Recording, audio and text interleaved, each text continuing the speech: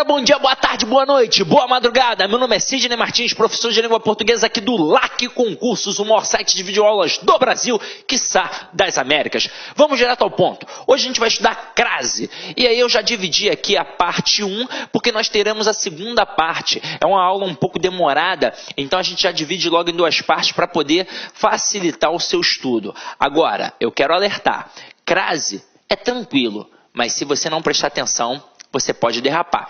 E eu não quero aluno meu dando mole em questão de crase no concurso. Afinal de contas, o aluno bem preparado sempre vai acertar. E você, nosso aluno, sempre vai acertar. Então, vamos lá. Vamos começar com a brincadeira. Primeira coisa que eu vou fazer aqui, ó, galera, é perguntar a vocês o nome desse camaradinha que está aqui em cima do A.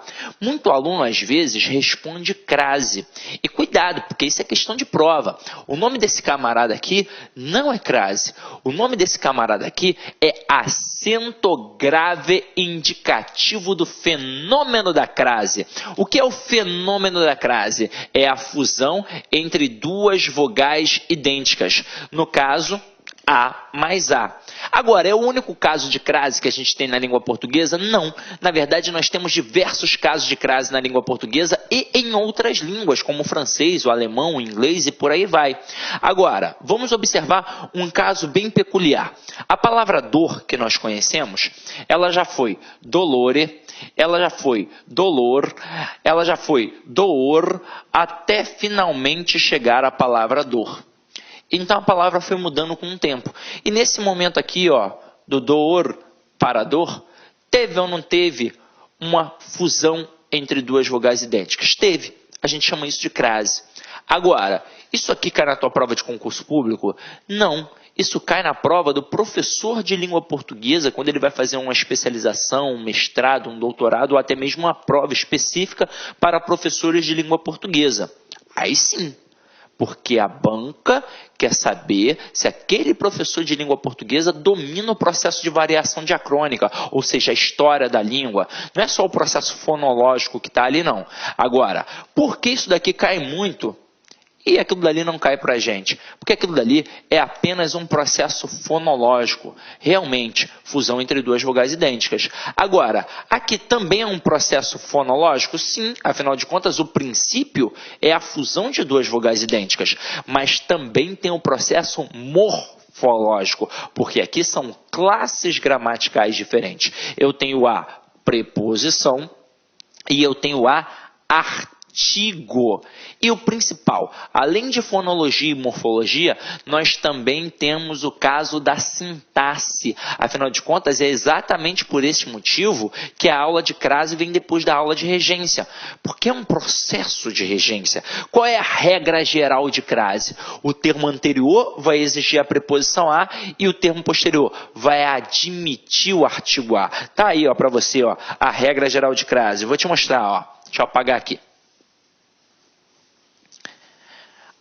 Regra geral de crase. Haverá crase sempre que o termo anterior exigir a preposição a e o termo posterior admitir o artigo a.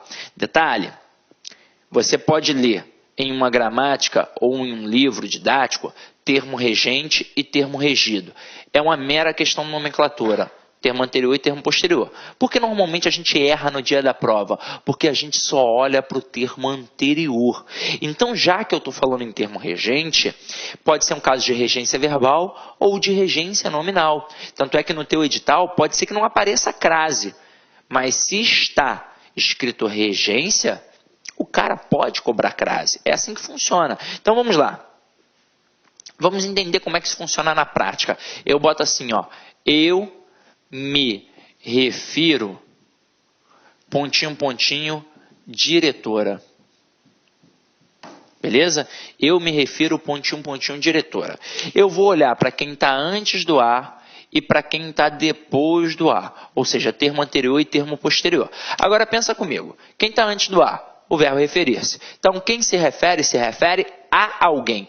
Então, o termo anterior, ele exigiu a preposição a.